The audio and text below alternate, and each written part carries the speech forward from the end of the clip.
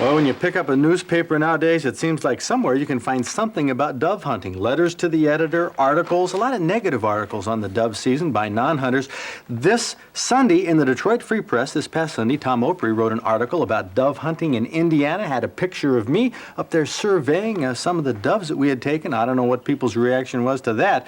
I know Nikki McWhorter, probably, who writes for the Free Press, has some very negative things to say about dove hunting. A whole spectrum of coverage, including Ginden's cartoon on Sunday. I thought it was great. A couple of fellas sitting there in the yard saying, I'm not going to hunt mourning doves, but if one tries to break in my house, he's dead. I mean, there's all kinds of coverage. A lot of people are aware of it, but are you aware of the hunter's point of view? I'm going to bring you that in just a moment. I'm Fred Trost. It's Thursday night. We're going dove hunting right here on Michigan Outdoors.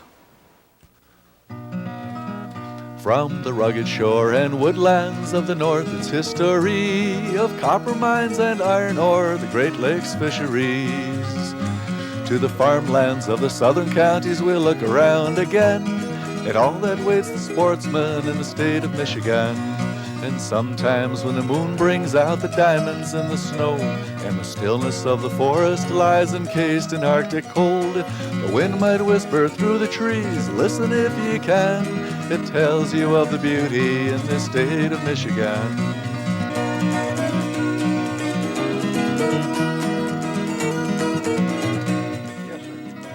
Tell me about dove hunting in Indiana.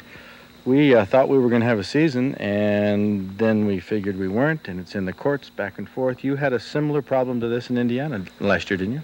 Yes, the citizens of Indiana that enjoyed hunting really got behind it in this one particular instance, and so many letters were written, so many phone calls were received by the legislators that it swung the dove season around in our favor, and we were able to get one. Still have a little last-minute shooting here for the doves. Well, that was a year ago, your first dove season in Indiana.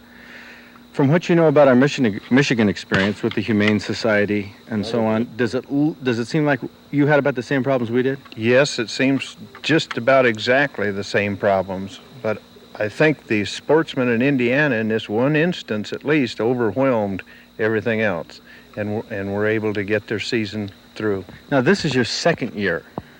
This is our second year of dove hunting.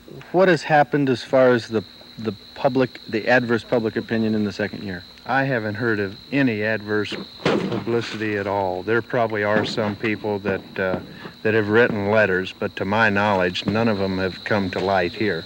Does that surprise you?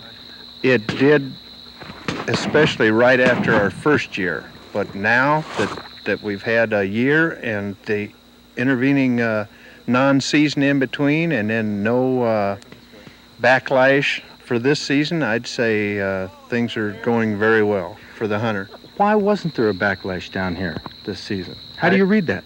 I don't understand. It just must be that it wasn't the overwhelming atrocity that some people thought it might be.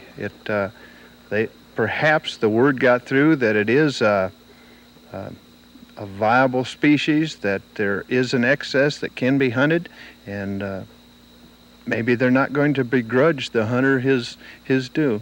But dove hunting in the South is very much a if I can use the word, genteel sport. Lots of guys that have been hunting doves for years together, they get together, they meet at a farm, they pay farmers money to crop fields certain ways, so they'll track doves, they have a nice leisurely shoot, they go back to the farmhouse, they have a big barbecue before they go home. It's a very, very social event. Lots of times their wives will come out and meet them for the barbecue afterwards. Down in Tennessee, where I go every year to hunt doves, this is a big social event of the season. I don't know what the population estimate is for Michigan, but we would expect the effect on the population of doves in Michigan to be the same as it is on doves in any other state, and that's none.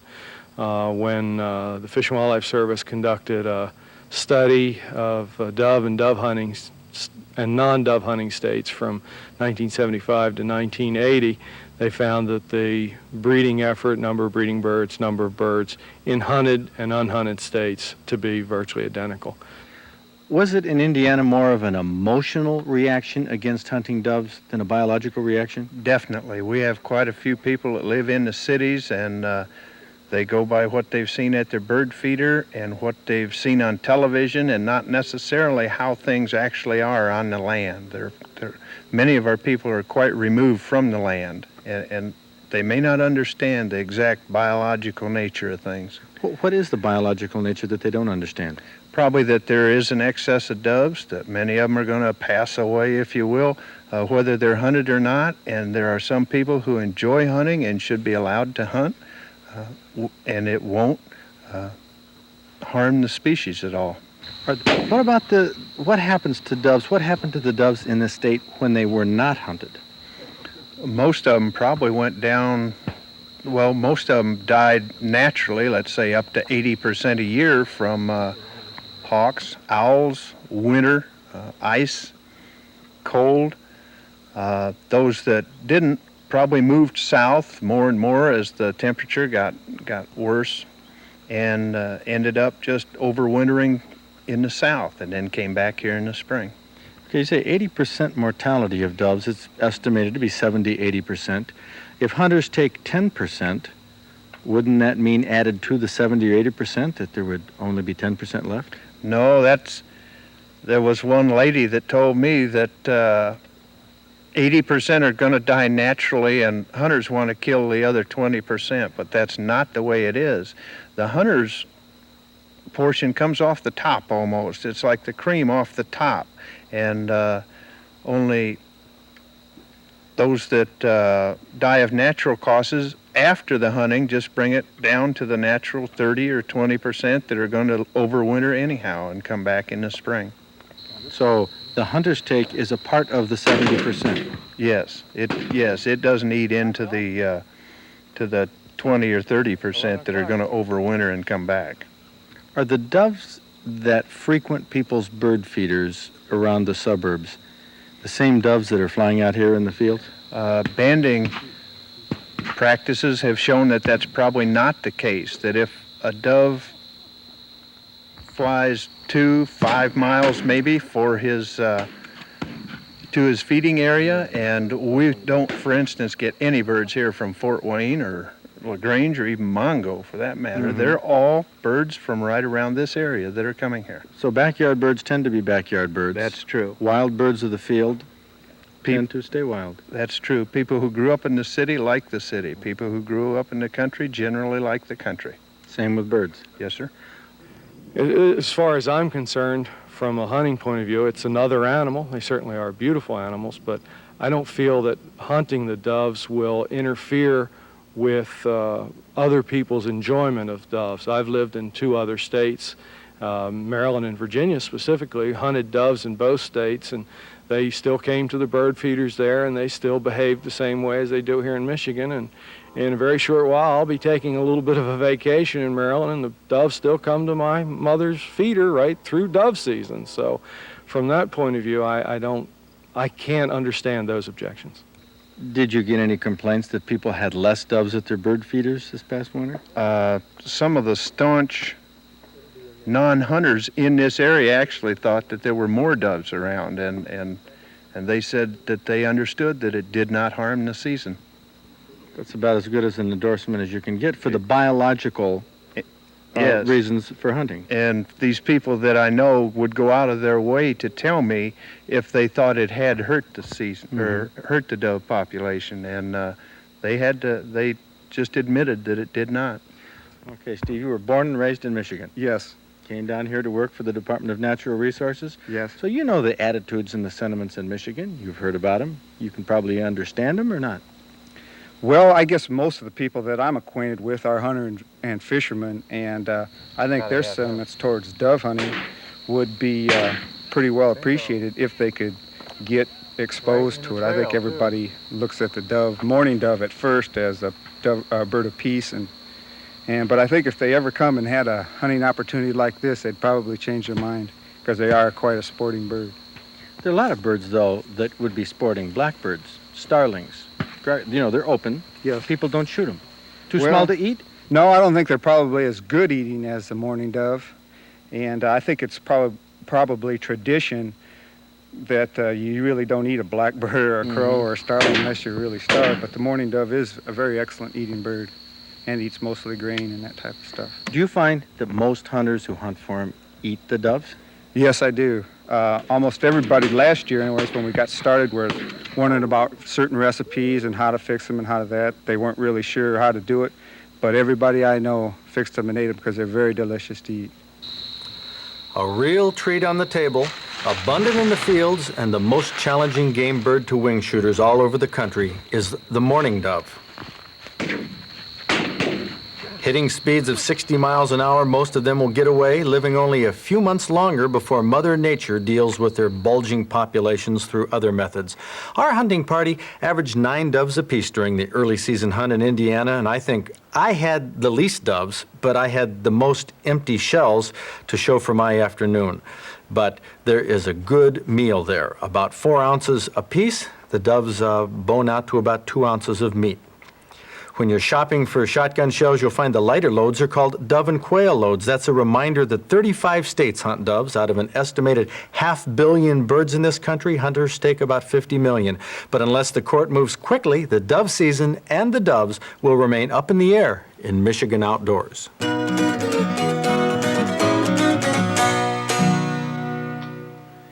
This is where we were hunting just south of the Michigan border. This is where a lot of Michigan doves will be moving throughout the next month or so and be taken by hunters all over the country to the south of us. We probably won't have dove season in Michigan this year. The courts, who knows, that's still touch and go, but it looks unlikely it's going to be past the prime hunting. That's the time you might catch a trophy fish and land yourself a spot in our trophy book.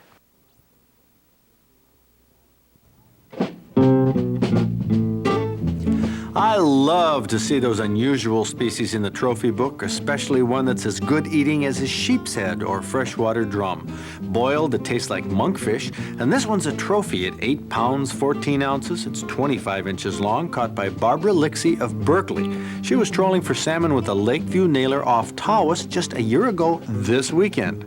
A little over a month ago, John Manning from Alpena was fishing off Rockport, trolling a billy bait.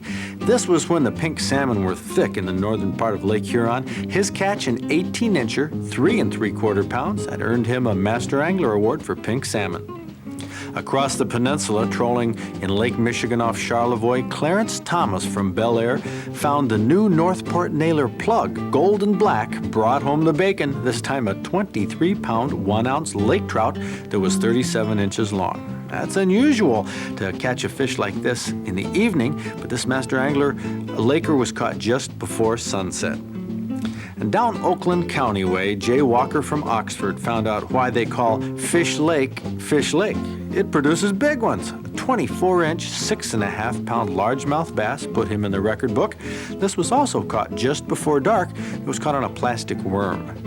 Now, we've had some big salmon taken this summer. No 40-pounders that I've heard of, but this 30-pounder makes an enviable trophy. Perry Johnson from Holt took it on a J-plug, 8:30 in the morning off Manistee. This fish measured 40 inches long. But here's the big one of the day, 31 1/4 pounds, stretching a shade over 40 inches. This king salmon also hit a J-plug. It hit just after breakfast, and it was also caught off Manistee. That's how it's done. Just before closing this week's trophy book, though, let's name Paul Audrich from Garden City, who's hugging that big king, our Michigan Outdoors Master Angler of the Week. If I was interested in catching a fish for the trophy book, I'd go fishing this month or next month. It's great fishing in the fall. Your best chances probably of the year to catch a lunker. However, most sportsmen like myself are thinking about hunting, and that's what most of our mail is in our mailbag. We have a letter here from Michael Brophy from Troy who asked, he says, I'm very interested in going deer hunting this year. I also have a very good friend who's an excellent deer hunter and is willing to take me with him. The only problem is that I have never gone hunting before, do not own a gun, and do not know the proper safety procedures and etiquette for hunting. What step-by-step procedures would you recommend so that I may join him this deer season? Well, Mike, I'd say the first thing that you should do is enroll in a hunter education class. If you're over 16 or 17, it's not required, but I tell you, 10 hours of instruction on hunting give you all the basics. And make sure you show up at one of our deer hunters workshops coming up. We'll have notice of this in our outdoor calendar of our first one coming up in just a few minutes. We also have another question on hunting here. This is one that a lot of hunters are confused about, from Dave Przworski from Grand Ledge. He says, say you shoot a deer and you track it onto private property where you run into the owner of the land. He tells you to get off the land and you can't finish tracking the deer. What can you do? Nothing. You have lost the deer. The landowner cannot tag that deer either because the landowner didn't shoot it, so the deer has effectively gotten away. That's the long and short of it. Do not cross onto private property, onto agricultural land if you do not have permission. That is against the law. That's a sticky question, and I know a lot of hunters want to go onto private land to track a deer or to shoot a deer over the fence, but against the law. We're going to have coming up a little preview of this weekend's Point Mouillet 38th Annual Duck Hunters Tournament, but first let's see if you can answer this question in our outdoor quiz. Black bears are one of many wild animals that fatten up for winter. How much weight can a black bear gain as it prepares for hibernation? In the fall, black bears will consume as much as 20,000 calories a day, eating roots, nuts, and berries along with meat. In 2 months, a bear can gain as much as 100 pounds before settling in for the long winter's rest. Crowds were phenomenal, Eric. You were there the whole weekend. Yes, the reports we had were that at least 20,000 people came through, and it seemed like 20,000 people were there. It was very crowded. Oh, all kinds of activities, a lot of art. Here are carvings of waterfowl, very popular. There were carvings and artwork, bronze castings, just some phenomenal work by Michigan's top artists. This is a big event that, of course, if you're not a duck hunter, you still may have heard about it. One of the big attractions in duck hunting is right there, man's best friend. Sure is. Everyone loves a lab. The dogs, they ran Labrador Retriever field trials, and of course, Labrador Retrievers are the mainstay for as far as dogs go to duck hunters. In this state, the most popular breed. And what we're looking at here is a double retrieve, 2 dummies thrown in the water, and this dog turns in an excellent performance. Excellent because in a marsh, this dog would be near flawless in retrieving a downed duck. 2 judges are watching right now. And what are they looking for, Eric? Well, they're looking for the control the handler has over the dog, the way the dog actually reacts in the water, and the way he reacts to situations in the water. These Labradors do this naturally. Jump in the water and retrieve. For the most part. Some of them you have to give a little help. You have to educate. Some of them are just natural hunters and natural retrievers. Now watch right here. The dog picks up the dummy and hands it to the handler. But this will show you the control the handler has on the dog. It sits down, and he's demonstrating that he has complete control over that dog. The dog remembers where that first dummy went. And I love the way the labs take off into the water. That's beautiful. So at Point Mouillet, the artwork, the crowds, a lot of selling of merchandise for duck hunters, specifically. Guns, decoys, all kinds of accessories and gadgets, new inventions. Equipment for dogs, handling, dummies, leashes, and of course dogs for sale too. There was quite a selection of dogs for sale at Point Mouillet this weekend. It was really interesting to see the different breeds. Now you breed Labrador. This weekend coming up, the 38th Annual Duck Hunters Tournament at Point Mouillet, Retriever Trials, the Midwest Duck Calling and Midwest Goose Calling Championships, Sneak and Layout Shooting Championships, along with punt boat and duck boat races, a hip boot marsh race, displays, products, the Midwest Decoy Contest and Wildlife Art Show. Lots of great people, most of them hunters. Just one of the many weekend events coming up on our Michigan Outdoors calendar. Here it is, our featured recipe for today. Obviously, we went dove hunting. It's too bad Bob Garner isn't here. Oh, he'd love it. He's not feeling too well, that's the problem, but he'll be back with us next week for sure. This is a dove recipe. Very simply done, too. It is, and it's excellent. It's excellent meat. I've been nibbling on it here. It is truly a delicacy. It is. But first, take a look at, I know there's a lot of concern about the birds, the size of the birds. Right there they are. There's 2 plucked doves that I plucked out of the dozen or so that Bob Garner and I brought back.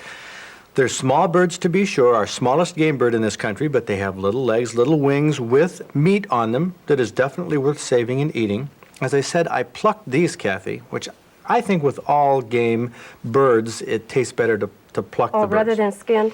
Right, and these weigh 4 ounces. I put them on the scale after I plucked them, and they weigh 4 ounces. I saved all of the giblets, at least the hearts, and the gizzards. Well, And- that'd be good done just in butter, just like that. Now there's a dozen. That's a limit of doves in Indiana, and you see the little gizzards. They're tasty, and there's quite a few of them when you put them together. A couple ounces of meat, and a couple ounce serving. A quarter pounder is 4 ounces. That's right. You take 2 boneless dove breasts, and you have a quarter pounder right there. These doves here were prepared different ways. This is one that has been eviscerated and plucked. The tips of the wings cut off and the tips of the legs cut off. Looks like a little chicken or a Cornish does. game hen. This one I skinned, and I took off the saddle section with the legs on it. But you can see all the meat. It's not exactly white meat. It's a little bit dark darker, because they're right. flying birds. But there is the back legs, and you can see there's lots of meat on those when they're skinned. And here's a breast the way most people prepare doves. You end up with about 2.5 ounces, 2.5 ounces of breast right there. There it is. You can see the meat. There's lots of it on a dove once you take the feathers off. And this is what we prepared. We had a dozen of them there, but we're going to cook 6 of them with your method for dove casserole. Very good. Okay, we're going to bring water to just a boil here. Going to add 2 tablespoons of sage, which sounds like a lot, and it would be. You'd never want to add that just as it is, but because it's going to be in the boiling water, we're going to go ahead and add 2 tablespoons. And let that boil for a few minutes there. Now this is ground sage, which is even more pungent than it would be if it was just a dried leaf. I don't taste it in this dove that I'm eating right now. No, you wouldn't, because it's, we drop the doves in there for just a few minutes. You don't want to boil the doves at all. You just want to tenderize them in the sage. It It does must- give it a flavor, but must give it a you're little not going to bit. taste it. It's not strong at all. No, not at all. Okay, we're going to drop these in here for 5 minutes. Let them just kind of sit there in the hot water. Don't want it to boil anymore after this point right here. And we've tried skinned, plucked, and some of the back legs. Right, just as is. I definitely think it's worthwhile. Oh, to yeah, save the back I do legs and too. all of the meat that you Sure, can get. you don't want to throw it out. Okay, we're going to put these into a casserole dish after they've set there. Now, at this point, the best way to fix doves, of course, is moist. Moist heat. You don't want to... You can broil them, but you want it done very fast, 3 to 5 minutes, and that's it. Well, these are tasty that I'm eating right here. They are very moist. They are. They will stay that way. Okay, now we're going to pour butter over the top. You could put a pat of butter in each one, but this is a much simpler way here. Just pour some butter over the top. I think I can taste the butter. No, I really think I can. Okay, because it's we just poured some on top, so there may be a little bit more than if you just put a pat in each. A little bit of salt and a little bit of pepper, just a dash for flavoring here. Okay, now here comes the good way, the way we like our food here. Mushroom soup, simple. These mushrooms that I'm eating right now are good, good. Okay, that's going to give it just a little bit more texture there too. I think with the butter, That's right. it Okay, makes it there you very are. moist. Nice would have moist thought- method. I would have thought that with the way you spread that mushroom soup on there, that it wouldn't have, Oh, that some of sure, these would have well, been dried out, it'll- but it no. spread around, and you It can sure see the does. butter in there. Sure does. Kathy, this is phenomenal, isn't I it? think I'm going to try it. I think that this, I'm sold on dove hunting and doves myself. See, Yep. but I don't have a problem with this as long as you use a game animal or a game bird for food. And we've used every bit of it. Every bit for food, it's tasty. That's right. And knowing that there's 50 million taken, about 500 million out there every year, I don't have any problem with it. All But down south, they serve it in restaurants. They do. It's on the menu in the That's South. right. A lot of people will go out of their way to get it. I would. I'd go out of my way all the way down to Indiana, which is what I'm going to do next year for sure, maybe yet this September. If you would like a copy of this recipe for the dove casserole, Behind you. Behind you guys. Go, Garner, go. So I'm breaking this way. I don't see anything falling down there. Okay, what do you have to say to the sportsmen of Michigan about our dove season and our wrestling match that we're having across the border? My own thoughts would be that they have to write their senator or write their congressman and let them know how the pastime for millions of people. It's the most hunted species probably in North America, and there's no harm in it, and people should be allowed to enjoy it.